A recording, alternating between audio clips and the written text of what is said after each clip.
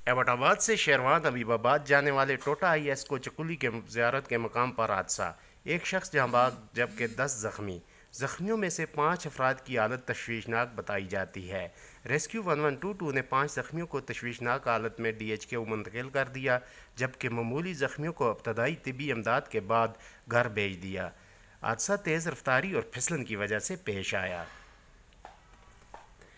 शेरवान road पर हादसात आए रोज़ होते रहते हैं। इसकी वजह यह है कि रोड टूट फूट का शिकार है। रोड में गहरे खड्डे पड़े हुए हैं, जिसकी वजह से आए रोज़ हादसात मामूल बन चुके हैं। ड्राइवर हज़रात को भी तेज़ चाहिए। रफ्तारी जो है ज़्यादातर नईम साहब शेरवान रोड पर हादसात का बायस बनती है। जी जी बिल्कुल। और रोड ड्राइवर रोड तकरीबन ये जो जिस जगह से ये गाड़ी फिसलन का शिकार होकर गिरी है, वहाँ तक रोड जो है बिल्कुल ठीक है। अभी जो रोड के ऊपर थोड़े बहुत हैं, जो जैसा कि आपने कहा कि गड्ढे पड़े हुए हैं, वो गड्ढे बिल्कुल वो पाइपलाइन जो है गैस के लिए बिछाई जा रही है, उसकी वजह से थोड़ी सी वो गड्ढे हैं उसके ऊपर।